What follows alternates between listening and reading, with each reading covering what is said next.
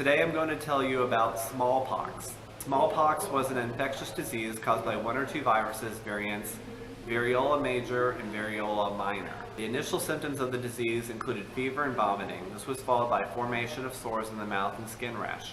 Over a number of days, the skin rash turned into characteristic fluid-filled bumps with a dent in the center. The bumps then scabbed over and fell off, leaving scars. The disease used to spread between people or via contaminated objects. The earliest credible clinical evidence of smallpox is found in the smallpox-like disease in medical writings from ancient India as early as 1500 BC, Egyptian mummy of Ramses V, who died more than 3,000 years ago in 1145 BC, and China in 1122 BC. It has been speculated that Egyptian traders brought smallpox to India during the first millennium BC, where it remained as an endemic human disease for at least 2,000 years. By the mid-18th century, smallpox was a major endemic disease everywhere in the world except in Australia and several small islands. In Europe, smallpox was the leading cause of death in the 18th century, killing an estimated 400,000 Europeans each year. Up to 10% of Swedish infants died of smallpox each year, and the death rate of infants in Russia may have been even higher. The widespread use of variolation in few countries, notably Great Britain, its North American colonies, and China, somewhat reduced the impact of smallpox among the wealthy classes during the latter part of the 18th century.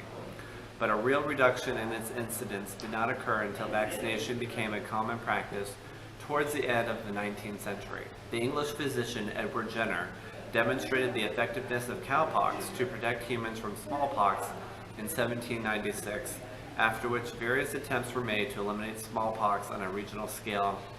In Russia in 1796, the first child to receive this treatment was bestowed the name Bakhanov by Catherine the Great and was educated at the expense of the nation. The introduction of the vaccine to the New World took place in Trinity, Newfoundland in 1800 by Dr. John Clinch, boyhood friend and medical colleague of Jenner. In the United States from 1843 to 1855, first Massachusetts and then other states required smallpox vaccination. Although some disliked these measures, coordinated efforts against smallpox went on.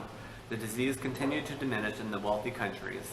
In Northern Europe, a number of countries had eliminated smallpox by 1900, and by 1914, the incidence in most industrialized countries had decreased to comparatively low levels.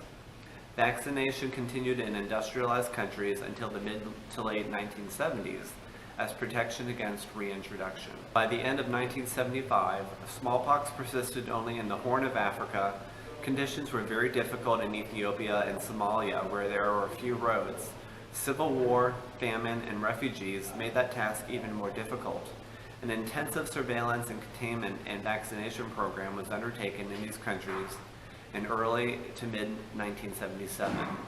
Under the direction of Australian microbiologist Frank Fenner, as the campaign neared its goal, Fenner and his team played an important role in verifying the eradication. The last naturally occurring case of indigenous smallpox, variola minor, was diagnosed in Ali Manau, Malin, a hospital cook in Merka, Somalia, on October 26, 1977. The last naturally occurring case of the more deadly variola major had been detected in October of 1975 in a 2-year-old Bangladesh girl, Rahima Banu. In 1980, the World Health Organization, also known as WHO, announced that smallpox was wiped out, the first and only time in history that an infectious disease was declared eliminated from the planet. The clinical definition of smallpox is an illness with acute onset of fever equal to or greater than 101 degrees Fahrenheit, followed by a rash characterized by firm, deep-seated vesicles or pustules in the same stage of development without other apparent cause. When a clinical case was observed, smallpox was confirmed using laboratory tests. Microscopically, pox viruses produce characteristics cytoplasmic inclusions, the most important of which are known as Guarnieri bodies and are the sites of viral replication. Guarnieri bodies are readily identified in the skin biopsies stained with hemotoxin in the ocean and appears as pink blobs. They are found in virtually all poxvirus infections, but the absence of guaraniary bodies cannot be used to rule out smallpox. Chickenpox was commonly confused with smallpox in the immediate post-eradication era. Chickenpox and smallpox could be distinguished by several methods. Unlike smallpox, chickenpox does not usually affect the palms and soles. Additionally, chickenpox pustules are of varying size due to variations in the timing of pustule eruption. Smallpox pustules are very nearly the same size since their viral infect progresses more uniformly. A variety of laboratory methods were available for detecting chickenpox and evaluation of suspected smallpox cases. Complications of smallpox arise most commonly in the respiratory system and range from simple bronchitis to fatal pneumonia. Respiratory complications tend to develop on about the 8th day of the illness and can be either viral or bacterial in origin.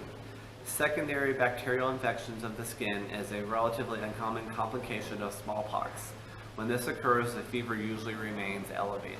In 2017, Canadian scientists recreated an extinct horsepox virus to demonstrate that the smallpox virus can be recreated in a small lab at a cost of about $100,000 by a team of scientists without specialist knowledge.